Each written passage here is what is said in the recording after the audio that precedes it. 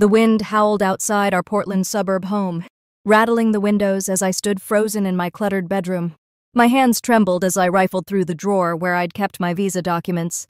They were gone.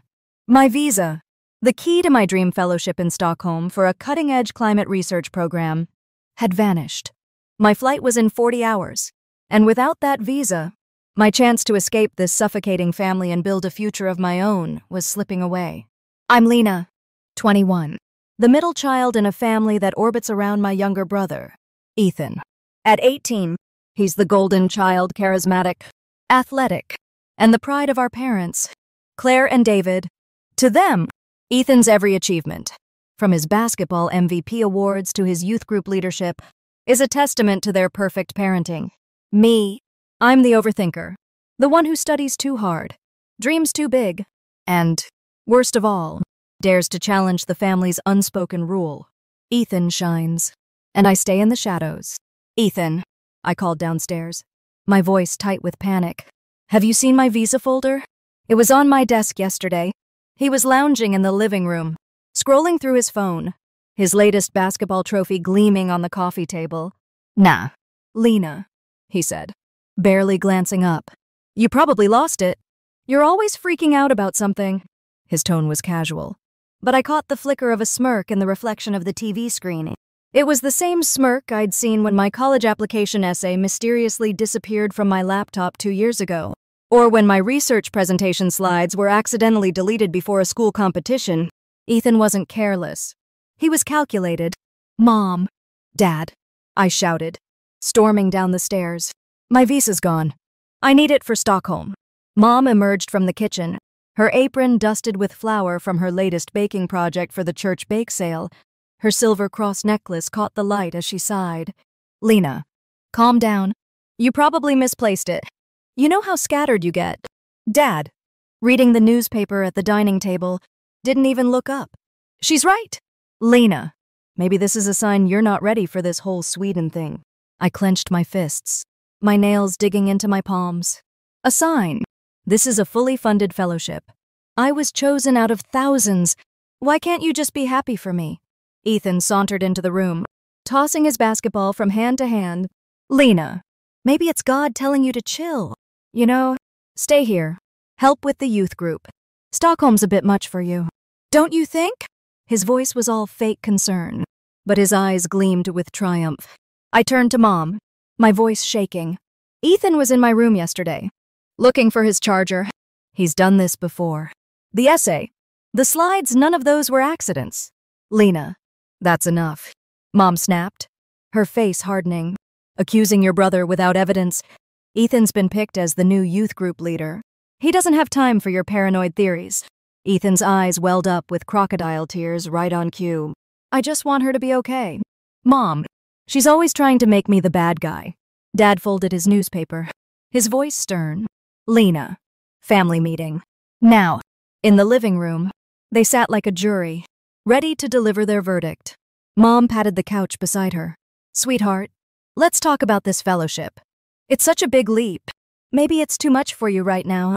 There's nothing to talk about, I said, standing my ground. I earned this. I'm going. Dad raised an eyebrow. Without a visa. Lena, be realistic. Maybe this is a blessing in disguise. Blessing, I scoffed, my voice rising. Like when my essay got deleted the night before the deadline, or when my presentation slides vanished. You think those were coincidences? Ethan's voice quavered.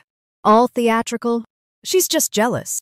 Dad, ever since I got the youth leader role, she's been trying to one-up me. Mom pulled Ethan into a hug, shooting me that look, the one that said I was the problem. Always causing drama. Lena, sometimes God closes doors for a reason. Pastor Thomas talked about accepting his plan last Sunday. Remember? Something inside me clicked. Not with rage, but with resolve. I'd spent years playing their game, dimming my light to keep Ethan's shining. No more. You're right, I said, my voice calm, catching them off guard. Maybe I need to pray about it. Dad's face softened. Relieved. That's my girl. Take some time to think it over. I will, I said, turning toward the stairs. I just need some space. As soon as my bedroom door closed, I locked it and pulled out my phone. My hands were steady as I texted my best friend. Maya. Plan B is a go. You still have the backup visa? Her reply came instantly. Safe at my place. You sure about this? Lena. I glanced out my window, where I could see Ethan in the garage, laughing on a video call, probably bragging about my failure. I thought of the years of sabotage, the gaslighting, the way they'd tried to shrink me to fit their narrative. 100% sure. I texted back. Pick me up at 4 a.m. Mom knocked softly, holding a steaming mug of chamomile tea. Lena, I brought you something to calm your nerves. Thanks, I said, taking the mug and setting it on my nightstand. I let my shoulders slump, playing the defeated daughter one last time. Let them think they'd broken me. In less than 40 hours, they'd see how wrong they were. The Portland sky was still cloaked in darkness at 3:50. The rain now a steady drizzle that muffled the world outside. In my attic bedroom, I moved with practiced silence, adrenaline sharpening every sense. My hidden duffel bag was already packed, stashed beneath a loose floorboard in my closet, a secret I'd kept since Ethan's last sabotage attempt. Inside were my essentials. The backup visa Maya had secured for me, my fellowship acceptance letter, a plane ticket to Stockholm, and a burner phone I'd bought with cash 3 months ago. I wasn't taking any chances. My phone buzzed softly. Maya. Outside in 5. You good? I zipped up my hoodie, taking one last look at the room that had been both my sanctuary and my prison. The family photos on my dresser mocked me, Ethan always front and center, grinning, while I stood in the background, my smile forced. The cross Mom had hung above my bed gleamed faintly, a reminder of her endless sermons about God's plan. My desk, cluttered with research notes for the fellowship, was the only proof of the future I'd fought for. I left a note on my pillow, simple and sharp. Some doors you close yourselves. Don't look for me. The stairs creaked under my weight, and I froze, heart pounding. The house was silent, but I knew better than to trust it. Ethan had a habit of staying up late, especially when he thought he'd won. I skipped the third stair from the bottom it always squeaked and crept into the kitchen. The faint scent of coffee lingered, the pot set to brew for Dad's morning routine. It felt like the house itself was conspiring to keep me here, whispering, stay, conform, be less. My burner phone vibrated again. Maya. Here. Black SUV. Headlights off. I edged toward the front door, my hand on the knob, when a floorboard groaned upstairs. My breath caught. Footsteps followed, slow and deliberate. Descending the stairs, someone was awake. I ducked behind the kitchen island, pulse racing, as Ethan's silhouette appeared in the hallway. He was in his basketball sweats, phone in hand, scrolling with that same infuriating smirk. He paused, head tilting like he'd heard something, then shuffled toward the living room. I waited, counting seconds, until I heard the couch springs creak under his weight. Now or never. I turned the doorknob millimeter by millimeter, wincing as the hinges let out a faint groan. The drizzle outside was my only cover as I slipped through the door, pulling it shut behind me. The cold air hit my face, sharp and freeing, but I didn't have time to savor it. Lena. Ethan's voice cut through the quiet, sharp and suspicious. He was at the door, yanking it open before I could reach the lawn. What the hell are you doing? I froze, halfway across the yard, my duffel bag slung over my shoulder. His eyes narrowed, taking in my outfit, the bag, the burner phone in my hand.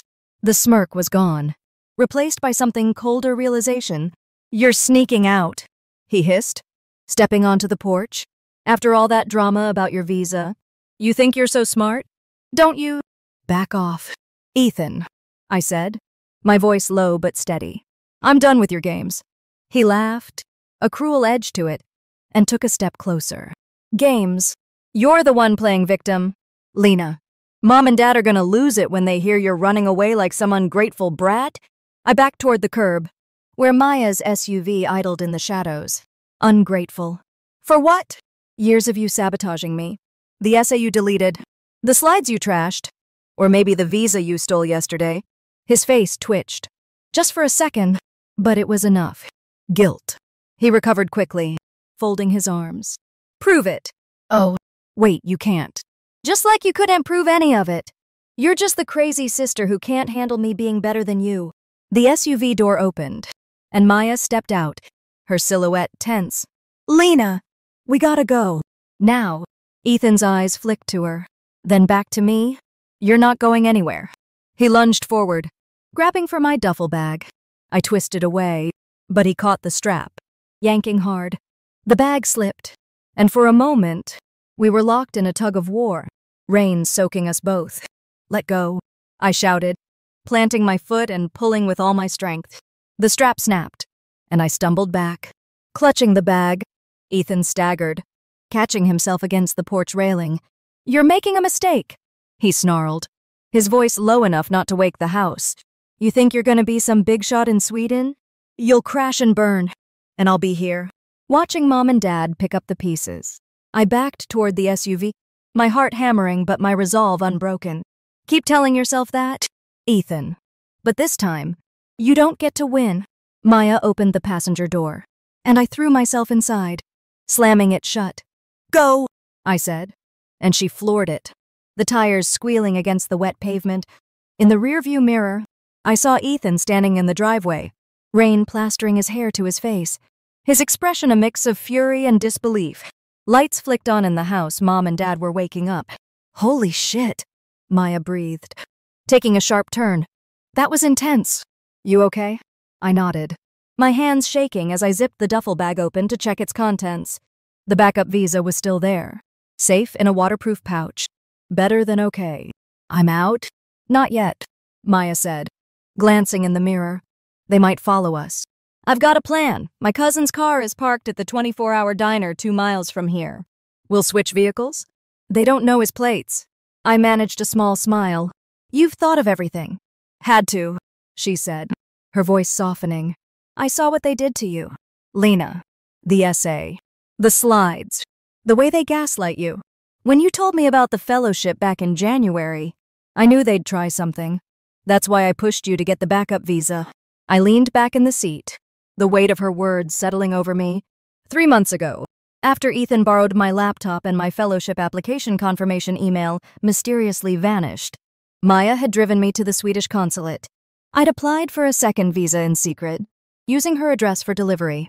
It had arrived 6 weeks ago, hidden in her apartment ever since. You're my hero, I said, my voice thick with gratitude. Nah, she grinned. I'm just the getaway driver. You're the one with the guts. We pulled into the diner's lot, where Maya's cousin, Javier, was waiting with his beat-up Honda.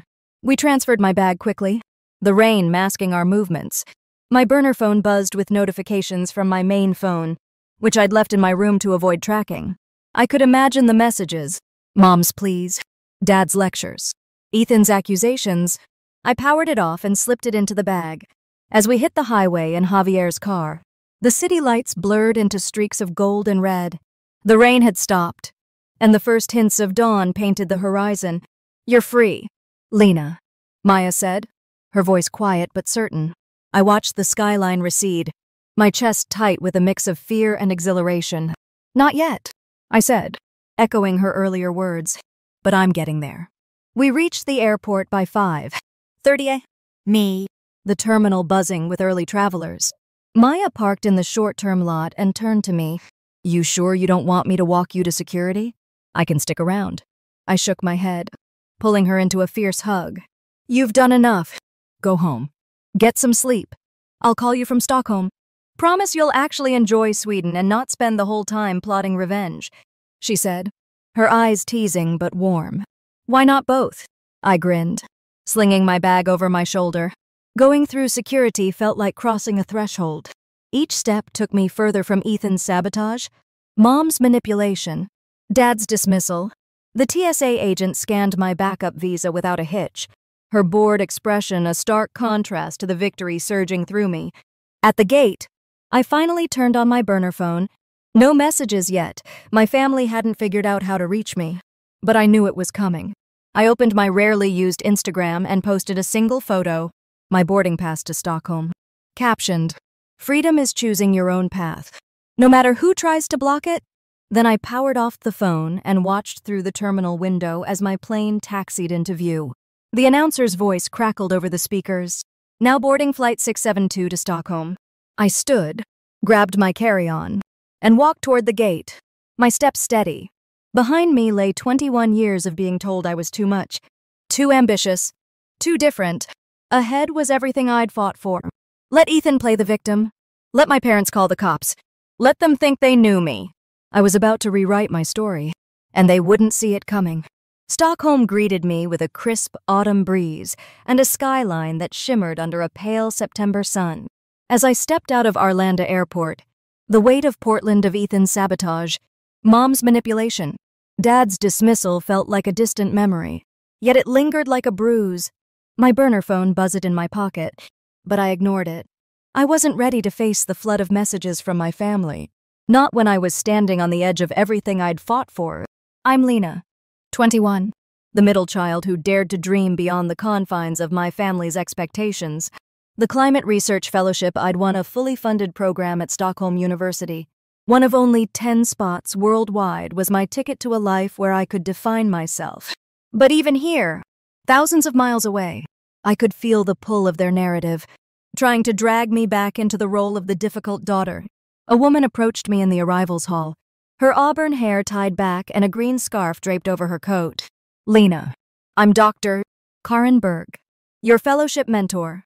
Her smile was warm but sharp, like she could see right through me. Welcome to Sweden. Thanks, I said, shaking her hand, my duffel bag heavy on my shoulder. There was something familiar about her, a flicker in her eyes that I couldn't place. We've got a busy day, Karin said, leading me to a sleek university van. Orientation starts in 2 hours, and you're presenting first. Surprise! My stomach dropped. Presenting. I just got off a 14-hour flight. She laughed, a sound that was both encouraging and unrelenting. You're not here to ease in. Lena, your application essay on urban climate adaptation blew the selection committee away. They want to see what you've got. As we drove through Stockholm's cobblestone streets, the city unfolded like a painting, historic buildings mingling with modern glass towers, canals reflecting the golden light. The fellowship residence was a converted 18th century warehouse in Gamla stan, its brick walls draped in ivy. My room overlooked a courtyard where students from Brazil, Japan, and Nigeria were already mingling, their laughter a stark contrast to the silence of my family's living room. Karin helped me carry my bag upstairs. Fair warning, she said, setting it down. The program director, Dr. Nielsen, is intense. He's opening with a keynote from a UN climate envoy. And you're up right after? No pressure. I must have looked panicked because she softened. Your essay said you thrive under pressure. Was that just talk? No, I said, meeting her gaze. I've been proving myself my whole life. Her eyes lingered on me, and that flicker of familiarity returned. Good. I had a feeling you were tougher than you look. Oh. And Lena, I grew up in Portland. Too. Same suburb. Actually, small world. My heart skipped. Wait, you're from Portland. Did you know my family? Karin's smile faltered. Just for a second. Let's just say I knew of them. The church crowd. Right? Big on community. Bigger on control. She turned toward the door. Get settled. I'll see you at orientation. Her words hung in the air as I unpacked, my mind racing. What did she mean by control? Had she crossed paths with Mom and Dad? With Ethan? I pushed the thought aside, focusing on the task ahead. I had a presentation to nail, and I wasn't about to let my family's shadow follow me here. The orientation hall was a sleek lecture theater packed with fellows, professors, and diplomats. I took a seat near the front, my notes clutched like a lifeline. The UN envoy's keynote was a blur of stats and urgency: rising sea levels, urban heat islands, the need for bold solutions. Then Dr. Nielsen took the stage. Our first presenter is a last-minute addition, he announced. Lena from the United States will share her research on community-driven climate resilience. Lena, the floor is yours. My legs felt like jelly as I walked to the podium, but I thought of Ethan's smirk, Mom's condescending sighs, Dad's dismissive grunts. Not this time. I took a deep breath and began. Cities aren't just infrastructure, they're ecosystems of people. My research shows how grassroots movements can drive climate adaptation, even in resource-scarce communities. For 20 minutes, I owned that room. Data flowed seamlessly into stories of urban gardeners in Detroit, flood-resistant cooperatives in Bangladesh, and my own proposals for Portland's vulnerable neighborhoods. Questions came fast, challenging, incisive, but I caught every one. The UN envoy nodded approvingly, and Dr. Nilsson scribbled notes. Afterward, Karen pulled me aside, her eyes gleaming. You didn't just survive, that you dominated? The program wants to feature your work in their global report. You're making waves. Lena. My chest swelled. But before I could respond, my burner phone buzzed. I glanced at it, a notification from a local Portland news site, forwarded by Maya. Local students' dramatic escape to prestigious fellowship. Sparks family controversy. The article detailed my departure, quoting neighbors. The family always favored the son. Lena was the quiet one, but brilliant. The comment section was a war zone. I go to their church, there's more to this story. Good for her for breaking free. What kind of brother steals a visa? I opened Instagram, where Ethan had posted a selfie in his basketball jersey, captioned, "Family first. Always." Some people don't get that. The comments were brutal. Didn't you take your sister's visa? Your sister's killing it in Sweden. Maybe focus on your own game. His follower count was dropping by the minute. Karen peered over my shoulder.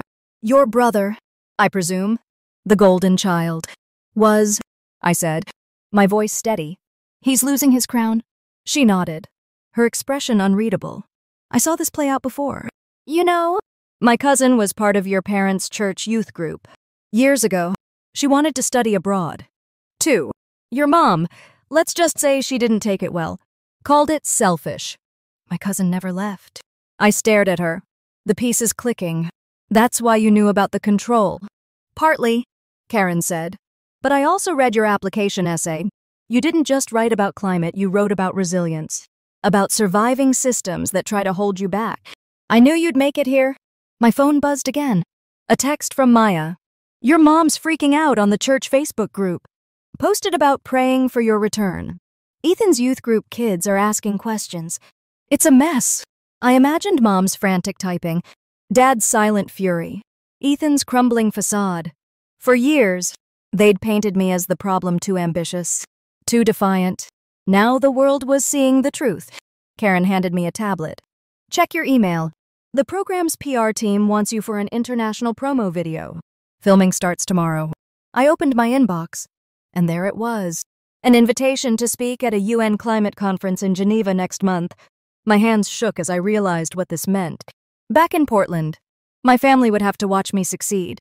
No matter how hard they tried to rewrite the narrative.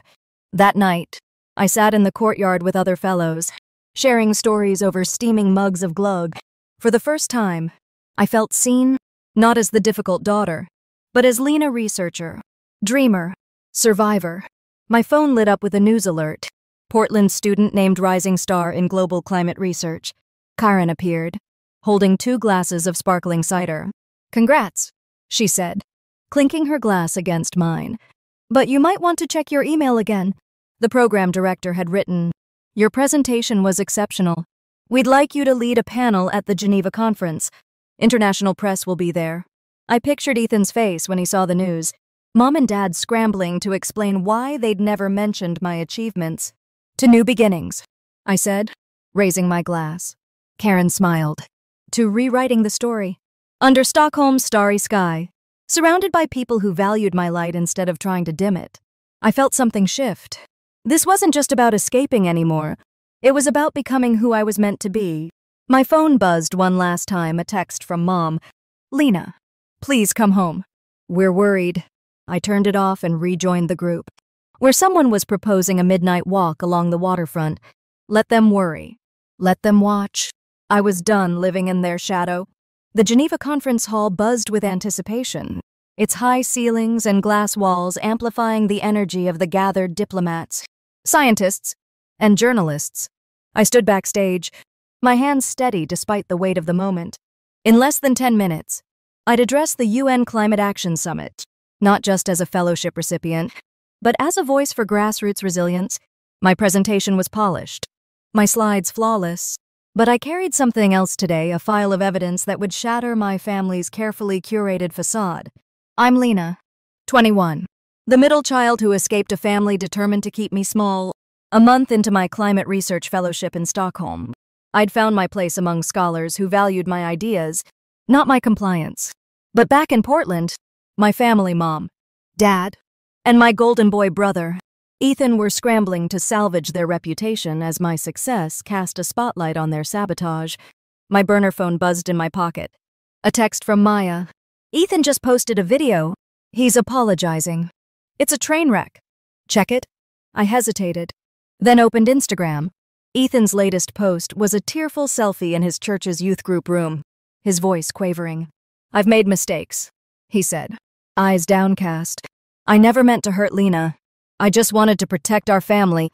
Please pray for us." The caption read, "Learning to grow through grace."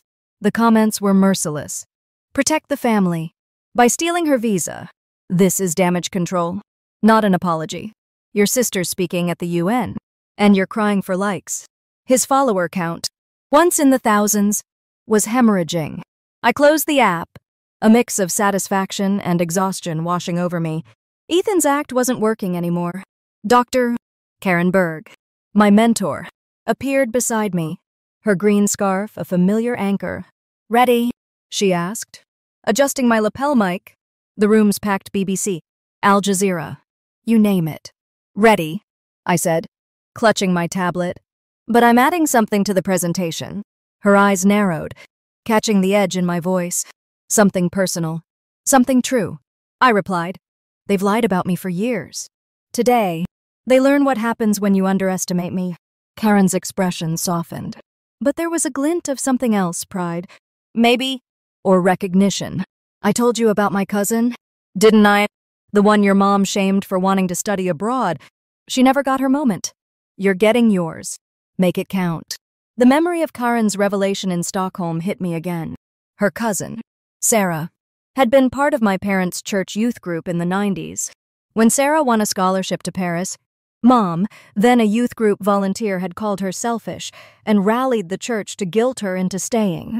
Sarah gave up her dream and never left Portland. Karen's stake in my success wasn't just professional, it was personal. The program director's voice echoed through the hall. "Our next speaker, Lena from the United States, will present her research on community-driven climate solutions and share her journey to this stage." I stepped into the spotlight, the crowd a sea of expectant faces. "Climate resilience isn't just about infrastructure," I began, my voice clear. "It's about empowering communities to adapt, even when systems resist change." For 15 minutes, I wove data with stories, urban farms in Lagos, flood barriers in Jakarta, my own proposals for Portland's low-income neighborhoods. The room was rapt, questions sharp but respectful. Then I clicked to a new slide, one I'd added last night. The title, "Resilience Beyond Research." "Before I conclude, I want to address something personal," I said, my tone steady. "Success often comes despite obstacles, not because of support. My journey here wasn't just academic, it was a fight against a family who tried to stop me." Murmurs rippled through the audience. I opened my tablet and projected an email thread, dated 2 years ago. "This is an email my brother, Ethan, sent to himself from my laptop, containing my college application essay. He deleted it from my drive the night before the deadline." Gasps echoed. I clicked again, showing a time-stamped photo. "This is my fellowship application confirmation, emailed to me in January. My brother claimed my laptop crashed and deleted it. I had to resubmit from a backup." The final slide was a screenshot of a text from Ethan, sent months ago. "You think you're going to Sweden? Good luck without a visa, sis." The room went silent, then erupted with questions. "Lena, are you saying your family deliberately sabotaged your career?" A BBC reporter called out. "I'm saying the evidence speaks for itself," I replied, pulling up one last image, a security camera still from my high school, showing Ethan tampering with my science fair project 3 years ago. This wasn't a one-time thing. It was a pattern, enabled by parents who dismissed my achievements to protect their favored child. The live stream comments exploded. Visible on a monitor backstage, "This is insane. Her brother needs to be held accountable. I'm from Portland. Their church is shady. Lena's a hero for calling this out." Back home, Maya texted, "Your mom just deleted her Facebook post. Ethan's video is gone." The church group is imploding. Karen gave me a discreet thumbs up from the wings. After the session, she introduced me to a UN official. Lena's work is groundbreaking, she told him. Her resilience, on and off the stage, is why we're nominating her for the Global Youth Leadership Award. My phone buzzed with the news alert. Portland student's UN speech exposes family sabotage. Sparks viral debate. The article quoted church members. We were told Lena was troubled. Now we're questioning everything. Ethan's youth group was in chaos, with teens confronting him about his integrity as a leader. Mom's latest church post, claiming to be proud of me, was drowned in screenshots of her old comments dismissing my dreams. As we left the hall, Karen pulled me aside. There's more about my cousin you should know. After she gave up Paris, your mom spread rumors that Sarah was unstable. It ruined her reputation. I didn't just take you on because of your essay. Lena, I saw her in you. I swallowed hard, the weight of her words settling. Why didn't you tell me sooner? I wanted you to focus on your future, not their past, she said. But after today, I think you're ready to handle it all. That evening, I sat in my Geneva hotel room, the city's lights glittering below. My inbox was flooded with messages from strangers, young people sharing their own stories of family suppression. My parents threw out my art portfolio. They told me college was a waste. You gave me courage to apply for that scholarship. One email stood out, from a Portland neighbor. Your parents are stepping back from church leadership. The pastor's launching an inquiry. Ethan's Instagram was now private. His youth leader role under review. Mom and Dad's texts had shifted from demands to pleas. Lena, people are saying awful things. Please call. This isn't Christian of you. I blocked their numbers. My hands steady. Karen knocked, holding a bottle of sparkling water. To truth, she said, raising her glass. To freedom, I corrected, clinking mine against hers. And to making them irrelevant, my phone lit up with another alert. UN expands youth climate program. Names Lena as ambassador. I imagined my family watching, their narrative crumbling with every headline. They'd tried to dim my light, but I was shining brighter than ever, and I was just getting started. The Stockholm Concert Hall glowed under a winter sky, its golden facade reflecting the December snow that dusted the city. Inside, the Global Youth Leadership Award ceremony was a spectacle of elegant crystal chandeliers, diplomats in tailored suits, and a live broadcast reaching millions worldwide. I stood backstage, my navy gown shimmering under the lights, my heart steady but electric. Tonight wasn't just about an award, it was the culmination of everything I'd fought for. Proof that no one could dim my light. I'm Lena, 21, the middle child who broke free from a family that tried to cage me. 3 months after escaping Portland, I'd carved a place for myself in Stockholm's Climate Research Fellowship, my work on grassroots resilience now shaping global policy. But back home, my family mom, dad, and my once golden brother, Ethan, were grappling with the wreckage of their shattered reputation. Exposed by my UN speech in Geneva, I wasn't running anymore. I was soaring. Dr. Karen Berg, my mentor, adjusted my microphone with a proud smile. Ready to make history? She asked, her green scarf a familiar beacon. Your family's watching. You know, Maya says they've gathered at the church with the pastor, probably praying you'll come to your senses. I laughed softly, the sound free of bitterness. Let them pray.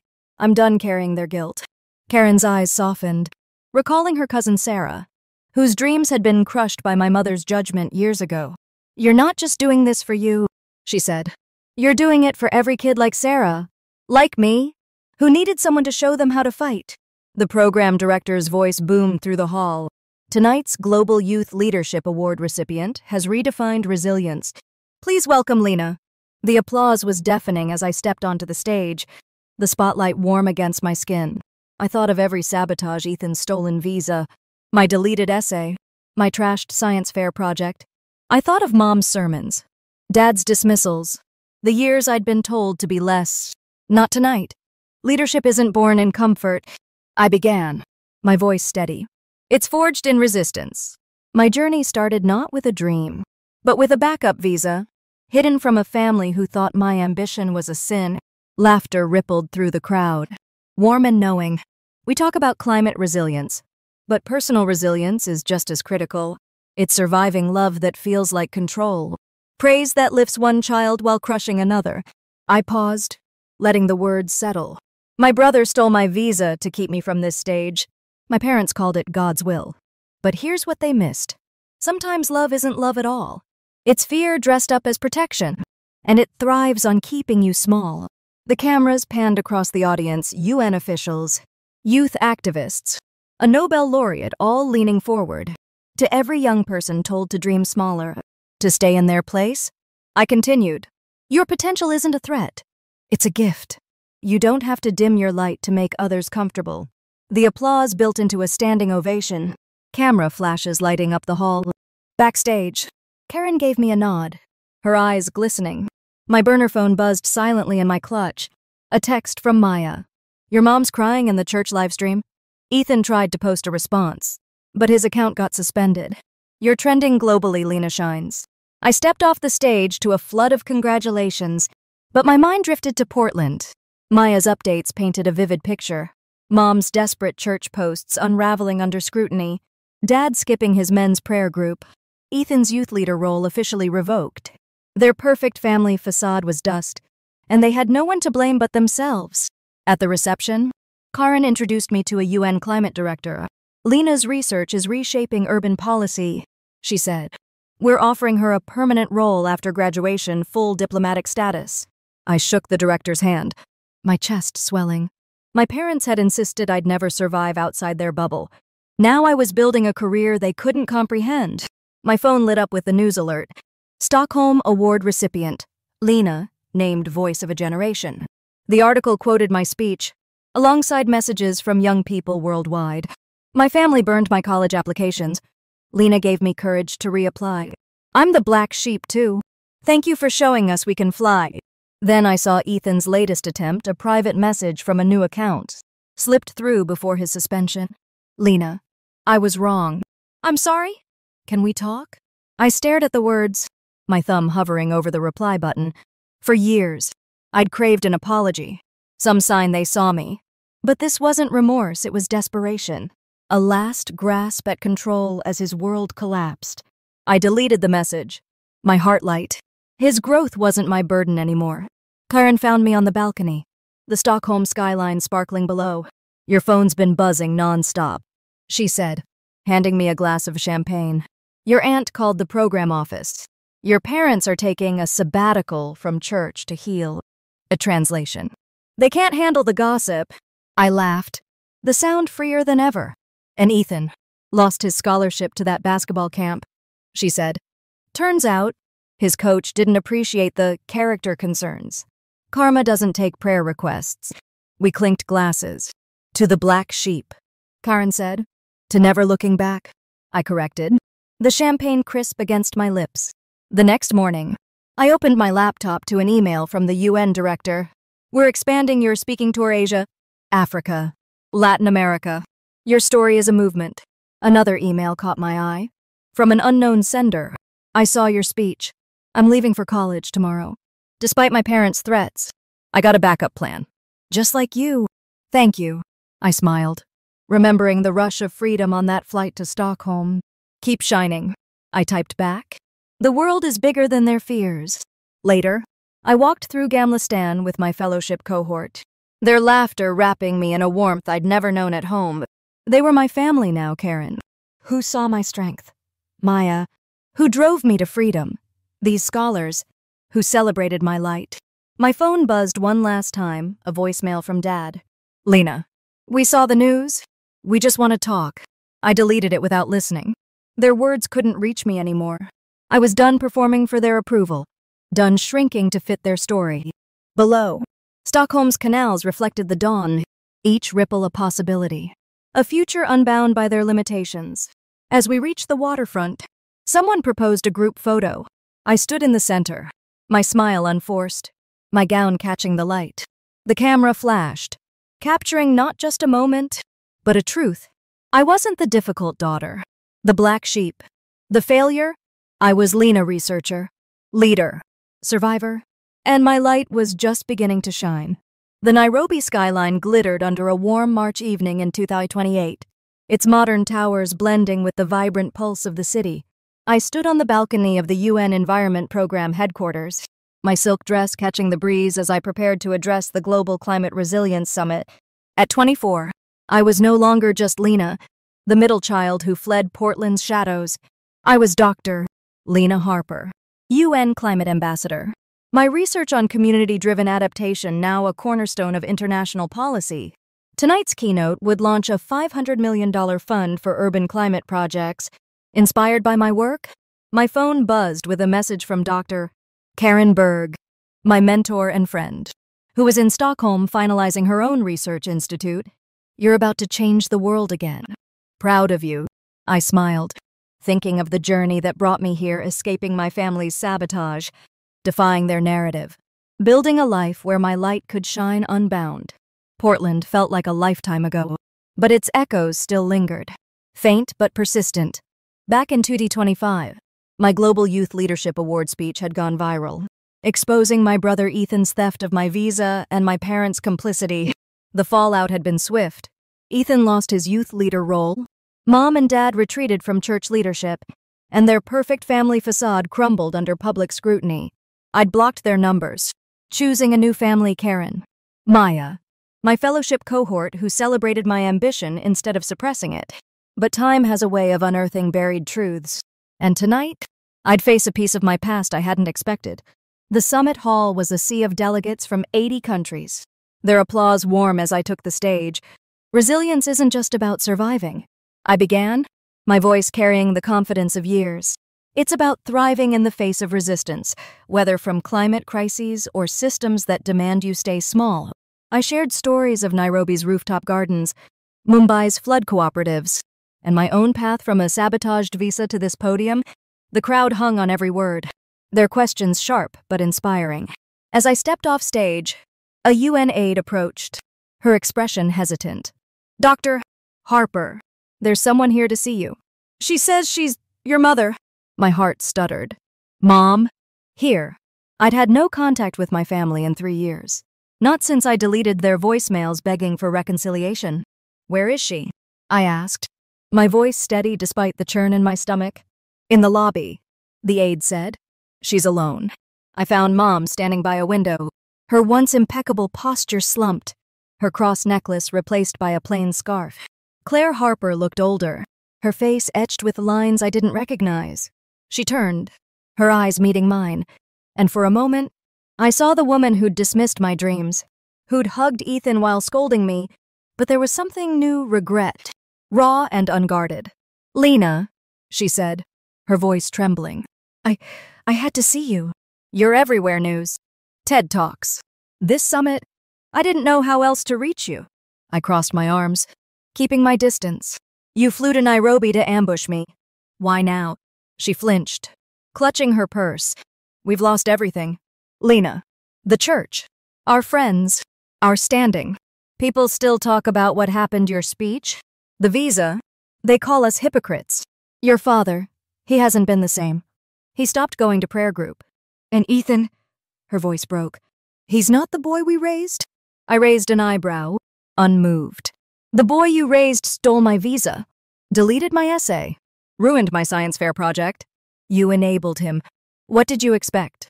Tears welled in her eyes, but I felt no urge to comfort her. "We thought we were protecting you," she said.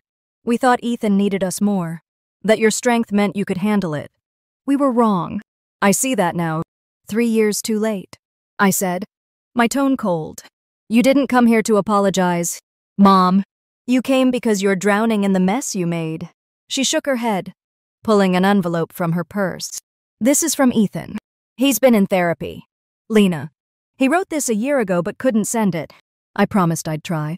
I took the envelope, its edges worn, but didn't open it. "Why should I care what he has to say?" "Because he's your brother," she pleaded. "And because I'm begging you to give us a chance to make this right. Your father wanted to come, but he's ashamed. We all are." I studied her, the woman who'd once called my ambitions selfish, who'd prayed I'd fail so Ethan could shine. "You don't get to decide what right looks like anymore," I said. "I built this life without you. I don't need your shame or your promises." She nodded, tears falling freely now. "I know, but I had to try. You're my daughter, Lena." I'll always love you. Even if you hate me. I turned away, my chest tight but my resolve unbroken. Goodbye. Mom. Back in the summit hall, I slipped the envelope into my bag. Unopened. Karen found me, her eyes scanning my face. You okay? The aide told me about your visitor. I will be, I said, exhaling. She brought a letter from Ethan. An apology. Supposedly. Karen's brow furrowed. You going to read it? Not tonight. I said. Maybe never. Their regrets don't change what they did. She nodded. Understanding. My cousin Sarah got a letter like that from your mom. Years after Paris. She read it, hoping for closure. All it did was reopen wounds. You're smarter than that. The summit continued, and I threw myself into meetings with delegates, my focus sharp. My phone buzzed with a news alert. UN Climate Ambassador Lena Harper launches $500 Resilience Fund. Social media was alight with Lena Shines, alongside messages from young people. My family tried to stop my engineering degree. Your story kept me going. I'm the difficult sibling, too. Thank you for showing us we're enough. Maya texted from Portland. Your mom's back. She's telling everyone she saw you, acting like you're healing. Church folks aren't buying it. Ethan's working at a car wash, now scholarship's gone. Friends ghosted. I pictured Ethan, stripped of his golden boy crown, and felt no triumph, only detachment. Their downfall wasn't my victory, my life was. That night, I sat in my Nairobi hotel room. The cities hum a soothing backdrop. I opened my laptop, finding an email from a Kenyan student I'd met at the summit. Your speech gave me courage to apply for a scholarship my parents called unrealistic. I got in. Thank you. Dr. Harper, I replied. The world needs your light. Keep shining. Karen's Institute had invited me to co-lead a new project in Stockholm, and the UN was planning a second speaking tour South Asia, the Caribbean, the Pacific. My future stretched wide, unbound by the past. I glanced at Ethan's envelope, still unopened. Part of me was curious, but a stronger part knew the truth. His words couldn't undo the years of sabotage, just as Mom's tears couldn't erase her complicity. I stepped onto the balcony, Nairobi's lights twinkling like stars. My phone buzzed a voicemail from Dad, the first in years. Lena, your mother told me about Nairobi. We're so sorry. Please, just call us. I deleted it. The action as natural as breathing. Their remorse was theirs to carry, not mine to fix. Below, the city pulsed with possibility. I wasn't the girl who'd hidden a backup visa, who'd fled a family's control. I was Dr. Lena Harper, architect of change, beacon for the unseen. My family's regrets were echoes, fading against the brilliance of my light. And as I looked to the horizon, I knew I was exactly where I was meant to be, and I was never going back.